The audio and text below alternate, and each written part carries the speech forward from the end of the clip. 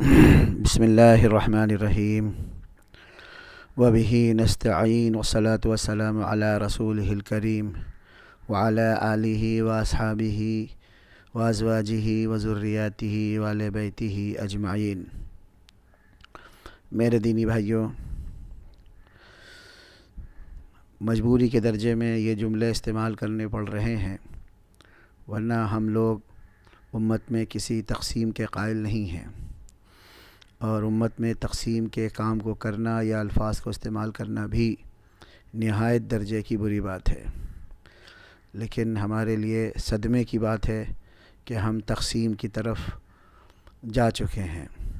اس لیے وہ لوگ جو دعوت کی محنت سے وابستہ ہیں اور دعوت کی طرف سے رہبری پر اپنے آپ کو چلاتے ہیں، ان سے میں اولاً مخاطب ہوں، اور پھر جن کو میرے اوپر اعتماد ہو اور ان کا دل بھرتا ہو وہ بھی میرے مخاطب ہیں۔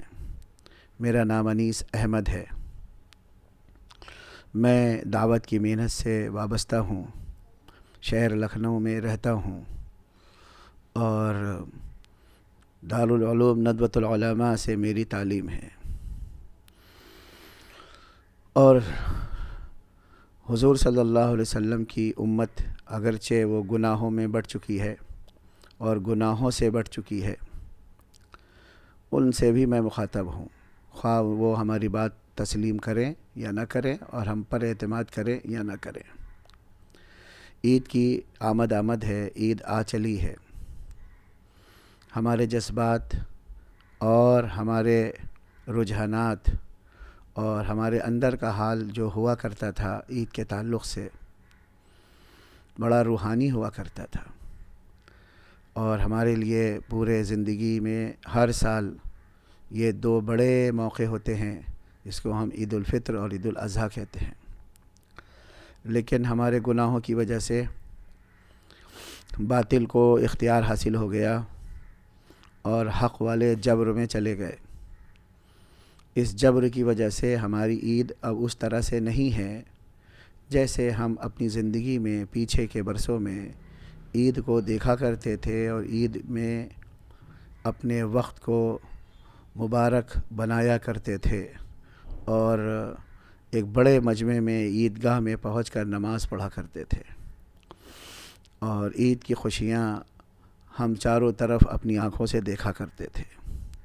اللہ تعالیٰ اس ملال پر بھی امت کو، مسلمانوں کو، بچوں کو، عورتوں کو ضرور کوئی نہ کوئی اجر دے گا انشاءاللہ۔ اب انشاءاللہ جو دن بچے ہیں وہ اس مہینے کے پورے ہوتے ہوئے ہم اس گھڑی کی طرف آ جائیں گے جس میں چاند کا اعلان ہوگا، رؤیت کا اعلان ہوگا۔ اور چاند کے سلسلے میں بھی ایک اچھی اور ضروری بات اپنے ذہن میں رکھیں۔ ہم کو رسول اللہ صلی اللہ علیہ وسلم نے ویزیبلٹی کا یعنی رؤیت کا، دیکھنے کا پابند کیا ہے۔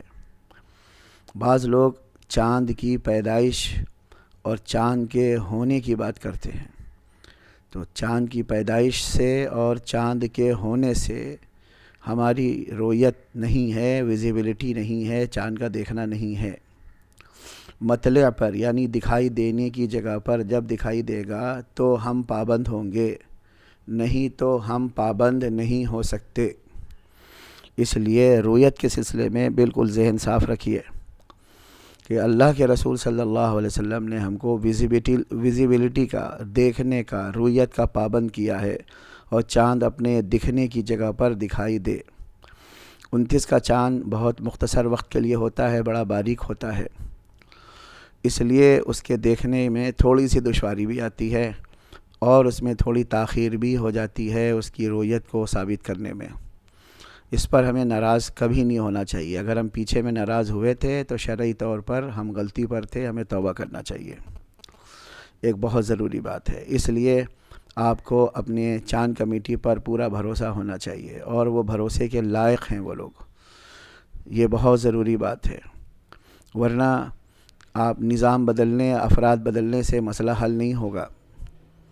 اور انسان تو خطاؤں کا مجموعہ ہوتا ہے۔ وہ کون ہے جو اپنے بارے میں کہے کہ میں خطاؤں سے محفوظ ہوں، اور رویت کے سلسلے میں بھی ہم سے کوئی چوک نہیں ہوگی، اور میں اس وقت بشر کے بجائے فرشتہ ہو جاؤں گا، اور میرا تعلق عرش الہی سے ہو جائے گا۔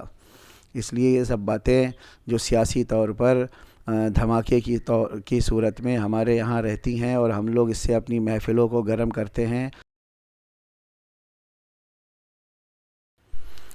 پھر انشاءاللہ جو چاند رات ہوگی وہ 29 ہو یا 30، تو وہ رات بڑی انعام کی رات ہے، اور یہ عید الفطر تہوار نہیں ہے، عبادت کا موقع ہے، انسانیت کے تقاضے پورا کرنے کا موقع ہے، جسم کے تقاضے پورے کرنے کا موقع نہیں ہے۔ جہاں جسم کے تقاضے پورے ہوتے ہیں اس کو تہوار کہتے ہیں، اور جہاں عبادت کے اور انسانیت کے تقاضے پورے ہوتے ہیں اس کو اللہ کی طرف سے انعام کہتے ہیں، اگرچہ اس میں اچھا کھانا پینا اور خوشیوں و مسرتوں کے مظاہرے اور آپس میں تھوڑا سا بہتر کپڑے پہننے کی پوری اجازت ہوتی ہے، تاکہ اندر کے جو جذبات ہیں اور جس کو ہندی میں بھاونائیں کہتے ہیں اس کی تسکین بھی ہو سکے، لیکن اس سے آگے بڑھیں گے تو گناہ کا وجود ہو جائے گا۔ یہ مبارک دن پھر ہمارے لیے ایک خطرے کا دن اور بھیانک دن بن جائے گا۔ اللہ معاف فرمائے، جیسا کہ ہم ابھی تو اس وقت لاک ڈاؤن میں ہیں، اگر نہ ہوتے تو چاند رات پھر بھیانک تھی، اور چاند عید کا دن بھی بڑا بھیانک تھا ہمارے معصیت کی وجہ سے۔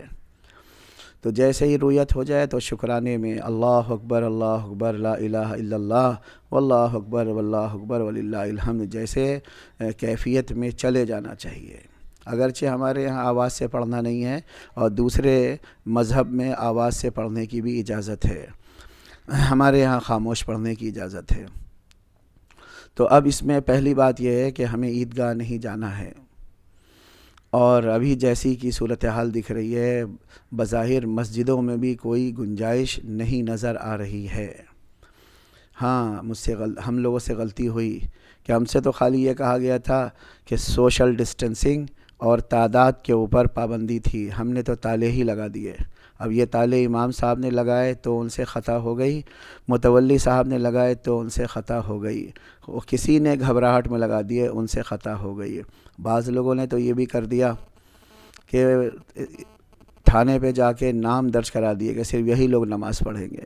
اللہ آسان کر دے، دوبارہ سے مسجدیں اسی طرح سے ہماری ہو سکیں جیسا کہ ہمارے یہاں مسجدوں کو آزادی اور اختیار حاصل تھا۔